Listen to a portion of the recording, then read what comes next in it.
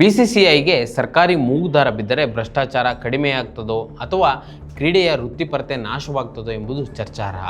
ಆದರೆ team India ಎಂದು ಕರೆಸಿಕೊಳ್ಳುವ ಸಂಸ್ಥೆಯು ದೇಶದ ಕಾನೂನಿಗೆ ಮತ್ತು ಪಾರದರ್ಶಕತೆಗೆ ಬದ್ಧವಾಗಿರಬೇಕು ಎಂಬುದು ಕ್ರೀಡಾ ಪ್ರೇಮಿಗಳ ಮತ್ತು ಪ್ರಜ್ಞಾವಂತರ ಆಶಯವಾಗಿದೆ. ವೀಕ್ಷಕರೇ ನಮಸ್ಕಾರ, ಈ ದಿನ .comಗೆ ಸ್ವಾಗತ. ನಾನು ಮನೋಜ್. ಭಾರತದಲ್ಲಿ ಕ್ರಿಕೆಟ್ ಎಂದರೆ ಕೇವಲ ಆಟವಲ್ಲ, ಅದೊಂದು ಧರ್ಮದ ರೀತಿಯಾಗಿದೆ. ಆದರೆ ಈ ಧರ್ಮವನ್ನು ನಿಯಂತ್ರಿಸುವ board of control for cricket in India ಅಂದರೆ BCCI ಮಾತ್ರ ಸರ್ಕಾರದ ಕಣ್ಣಲ್ಲಿ ಅಧಿಕೃತ ರಾಷ್ಟ್ರೀಯ ಕ್ರೀಡಾ ಫೆಡರೇಷನ್ ಅಲ್ಲ ಎಂಬ ಕಟು ಸತ್ಯವನ್ನು ಕೇಂದ್ರ ಕ್ರೀಡಾ ಸಚಿವ ಮನ್ಸುಖ್ ಮಾಂಡವೀಯ ಸಂಸತ್ತಿನಲ್ಲಿ ಸ್ಪಷ್ಟಪಡಿಸಿದ್ದಾರೆ. ಈ ಹೇಳಿಕೆಯು ದೇಶದ ಅತ್ಯಂತ ಶ್ರೀಮಂತ ಕ್ರೀಡಾ ಸಂಸ್ಥೆಯ ಅಸ್ತಿತ್ವ, ಹೊಣೆಗಾರಿಕೆ ಮತ್ತು ಭವಿಷ್ಯದ ಬಗ್ಗೆ ಗಂಭೀರ ಚರ್ಚೆಯನ್ನು ಹುಟ್ಟುಹಾಕಿದೆ. ಭಾರತದಲ್ಲಿ ಕ್ರೀಡೆಗಳನ್ನು ಉತ್ತೇಜಿಸಲು ಮತ್ತು ನಿಯಂತ್ರಿಸಲು ಹಲವು ಸಂಸ್ಥೆಗಳಿವೆ. ಹಾಕಿ ಇಂಡಿಯಾ, ಅಖಿಲ ಭಾರತ ಫುಟ್ಬಾಲ್ ಫೆಡರೇಷನ್ ಅಂತಹ ಸಂಸ್ಥೆಗಳು ಕೇಂದ್ರ ಸರ್ಕಾರದ ಮಾನ್ಯತೆ ಪಡೆದ ರಾಷ್ಟ್ರೀಯ ಕ್ರೀಡಾ ಫೆಡರೇಷನ್ಗಳಾಗಿವೆ. ಆದರೆ BCCI ತಮಿಳುನಾಡು ಸೊಸೈಟೀಸ್ ರಿಜಿಸ್ಟ್ರೇಷನ್ ಆ್ಯಕ್ಟ್ನ 1975 ಅಡಿಯಲ್ಲಿ ನೋಂದಾಯಿತವಾದ ಒಂದು ಖಾಸಗಿ ಸ್ವಾಯತ್ತ ಸಂಸ್ಥೆಯಾಗಿದೆ. ಸಚಿವರ ಹೇಳಿಕೆಯ ಅರ್ಥವೇನೆಂದರೆ BCCI ಸರ್ಕಾರದ ರಾಷ್ಟ್ರೀಯ ಕ್ರೀಡಾ ಅಭಿವೃದ್ಧಿ ನೀತಿ ಸಂಹಿತೆ ಅಡಿಯಲ್ಲಿ ಬರುವುದಿಲ್ಲ ಮತ್ತು ಸರ್ಕಾರದಿಂದ ಯಾವುದೇ ಅನುದಾನವನ್ನು ಪಡೆಯುವುದಿಲ್ಲ. ಹಾಗಾದರೆ BCCI ಫೆಡರೇಷನ್ ಆಗದಿರುವುದರಿಂದ ಏನಾಗುತ್ತದೆ? ಮೊದಲನೇದಾಗಿ, ಸರ್ಕಾರದ ಕ್ರೀಡಾ ಇಲಾಖೆಯ ನೇರ ನಿಯಂತ್ರಣದಿಂದ BCCI ಮುಕ್ತವಾಗಿದೆ. ರಾಷ್ಟ್ರೀಯ ಕ್ರೀಡಾ ಸಂಹಿತೆಯು ಪದಾಧಿಕಾರಿಗಳ ವಯಸ್ಸು, ಅಧಿಕಾರಾವಧಿ ಮತ್ತು ಪಾರದರ್ಶಕತೆಯ ಬಗ್ಗೆ ಕಠಿಣ ನಿಯಮಗಳನ್ನು ಹೊಂದಿದೆ. BCCI ಈ ನಿಯಮಗಳಿಗೆ ಒಳಪಡಲು ನಿರಂತರವಾಗಿ ನಿರಾಕರಿಸುತ್ತಲೇ ಬಂದಿದೆ. ತಾನು ಸರ್ಕಾರದ ಹಣಕಾಸಿನ ನೆರವು ಪಡೆಯುವುದರಿಂದ ಸರ್ಕಾರದ ನಿಯಮಗಳಿಗೆ ಉತ್ತರದಾಯಿಯಲ್ಲ ಎಂಬುದು BCCIನ ಬಹುಕಾಲದ ವಾದವಾಗಿದೆ. BCCI ಒಂದು ವೇಳೆ ರಾಷ್ಟ್ರೀಯ ಕ್ರೀಡಾ ಫೆಡರೇಷನ್ ಆದರೆ ಆಗುವ ಪ್ರಮುಖ ಸಾಧಕ ಅಥವಾ ಲಾಭವೇನೆಂದರೆ ಪಾರದರ್ಶಕತೆ.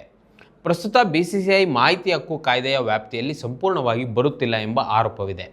ಫೆಡರೇಷನ್ ಆದರೆ ಪ್ರತಿಯೊಂದು ಪೈಸೆಯ ಲೆಕ್ಕವನ್ನು, ಆಯ್ಕೆ ಪ್ರಕ್ರಿಯೆಯ ಮಾನದಂಡವನ್ನು ಸಾರ್ವಜನಿಕರಿಗೆ ತಿಳಿಸಲು ಬದ್ಧವಾಗಿರಬೇಕಾಗ್ತದೆ. ನನಗಿಷ್ಟ ನಂದಿನಿ ತುಪ್ಪ, ಶುದ್ಧ ತುಪ್ಪ ಅಂದರೆ ನಂದಿನಿ. ಇದು ಕ್ರೀಡಾಭಿಮಾನಿಗಳಿಗೆ ಸಂಸ್ಥೆಯ ಮೇಲಿನ ನಂಬಿಕೆಯನ್ನು ಹೆಚ್ಚಿಸಲು ಸಹಕಾರಿಯಾಗಬಲ್ಲದು. ಆದರೆ ಇದಕ್ಕೆ ಬಾಧಕಗಳೂ ಇವೆ ಎಂಬುದು ಕ್ರಿಕೆಟ್ ಆಡಳಿತಗಾರರ ವಾದ. ಸರ್ಕಾರಿ ಫೆಡರೇಷನ್ ಆದರೆ ಅಧಿಕಾರಶಾಹಿ ಮತ್ತು ರಾಜಕೀಯ ಹಸ್ತಕ್ಷೇಪ ಹೆಚ್ಚಾಗುವುದು ಎಂಬ ಆತಂಕವಿದೆ. ಈಗಾಗಲೇ BCCIನಲ್ಲಿ ರಾಜಕಾರಣಿಗಳಿದ್ದರೂ ಅದು ಖಾಸಗಿ ಸ್ವರೂಪದಲ್ಲಿ ಕಾರ್ಯನಿರ್ವಹಿಸುತ್ತಿದೆ. ಒಮ್ಮೆ ಸರ್ಕಾರಿ ಮುದ್ರೆ ಬಿದ್ದರೆ ನಿರ್ಧಾರ ತೆಗೆದುಕೊಳ್ಳುವ ಪ್ರಕ್ರಿಯೆ ನಿಧಾನವಾಗಬಹುದು ಮತ್ತು ಜಾಗತಿಕ ಕ್ರಿಕೆಟ್ ಮಾರುಕಟ್ಟೆಯಲ್ಲಿ ತ್ವರಿತ ನಿರ್ಧಾರಗಳನ್ನು ಕೈಗೊಳ್ಳಲು ಅಡ್ಡಿಯಾಗಬಹುದು ಎಂಬುದು BCCIನ ಸಮರ್ಥನೆಯಾಗಿದೆ. ಇನ್ನು BCCIಗೆ ಸರ್ಕಾರಿ ಮೂಗುದಾರ ಬೀಳಲಿದೆಯೇ ಎಂಬ ಪ್ರಶ್ನೆಗೆ ಉತ್ತರ ಸಂಕೀರ್ಣವಾಗಿದೆ. BCCI ರಾಷ್ಟ್ರೀಯ ಕ್ರಿಕೆಟ್ ಫೆಡರೇಷನ್ ಆಗಿ ಬದಲಾದರೆ ಅದು ಸರ್ಕಾರದ ಕ್ರೀಡಾ ಸಚಿವಾಲಯಕ್ಕೆ ವರದಿ ಮಾಡಬೇಕಾಗ್ತದೆ. ಆಗ BCCIನ ಚಟುವಟಿಕೆಗಳು, ಸಂವಿಧಾನದ ತಿದ್ದುಪಡಿಗಳು ಮತ್ತು ಆರ್ಥಿಕ ವ್ಯವಹಾರಗಳಲ್ಲಿ ಸರ್ಕಾರ ಪ್ರಶ್ನಿಸುವ ಹಕ್ಕನ್ನು ಪಡೆಯುತ್ತದೆ.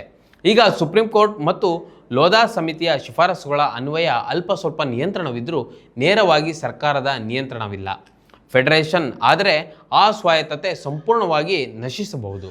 ಇಲ್ಲಿ ಆರ್ಥಿಕ ಸ್ವಾತಂತ್ರ್ಯದ ವಿಷಯ ಅತ್ಯಂತ ನಿರ್ಣಾಯಕವಾಗಿದೆ. BCCI ವಿಶ್ವದ ಅತ್ಯಂತ ಶ್ರೀಮಂತ ಕ್ರಿಕೆಟ್ ಮಂಡಳಿ. IPL ಮತ್ತು ದ್ವಿಪಕ್ಷೀಯ ಸರಣಿಗಳಿಂದ ಬರುವ ಸಾವಿರಾರು ಕೋಟಿ ಆದಾಯದ ಮುಂದೆ ಸರ್ಕಾರ ಕ್ರೀಡಾ ಫೆಡರೇಷನ್ಗಳಿಗೆ ನೀಡುವ ಅನುದಾನ ಅತ್ಯಲ್ಪ. ಹೀಗಾಗಿ ನಮಗೆ ನಿಮ್ಮ ಹಣವೂ ಬೇಡ, ನಿಮ್ಮ ನಿಯಂತ್ರಣವೂ ಬೇಡ ಎಂಬ ಧೋರಣೆಯನ್ನು BCCI ಪ್ರದರ್ಶಿಸುತ್ತಿದೆ. ಆರ್ಥಿಕವಾಗಿ ಸ್ವಾವಲಂಬಿಯಾಗಿರುವುದೇ BCCIಗೆ ಸರ್ಕಾರದ ಹಿಡಿತದಿಂದ ತಪ್ಪಿಸಿಕೊಳ್ಳಲು ದೊಡ್ಡ ಅಸ್ತ್ರವಾಗಿದೆ. ಆದರೆ ನೈತಿಕ ಪ್ರಶ್ನೆಯೊಂದು ಇಲ್ಲಿದೆ.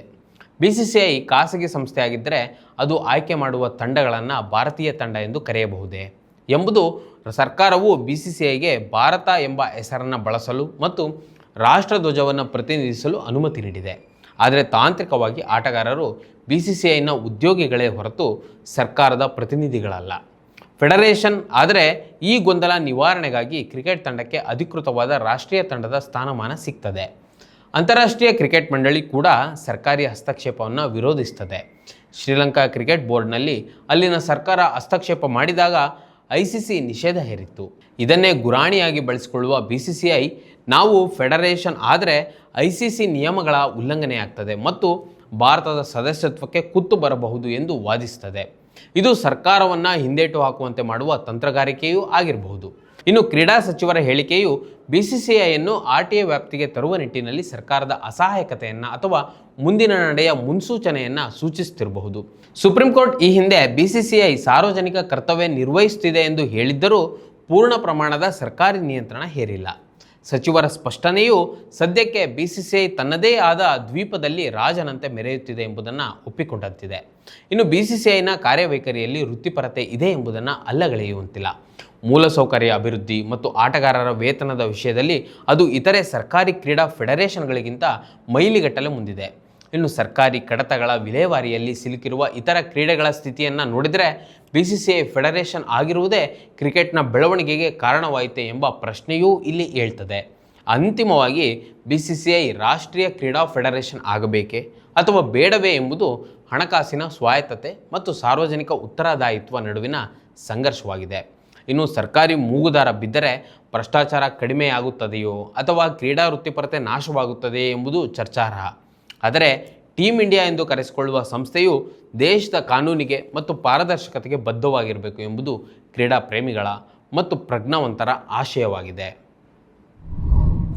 ಮತ್ತಷ್ಟು ವಿಶೇಷ ವಿಡಿಯೋಗಳನ್ನು ನೋಡಲು ಮತ್ತು ಹೊಸ ವಿಡಿಯೋಗಳ ಬಗ್ಗೆ ತಿಳಿಯಲು eDina.com ಯೂಟ್ಯೂಬ್ ಚಾನೆಲ್ ಸಬ್ಸ್ಕ್ರೈಬ್ ಮಾಡಿ ಮತ್ತು ಬೆಲ್ ಐಕಾನ್ ಕ್ಲಿಕ್ ಮಾಡಿ.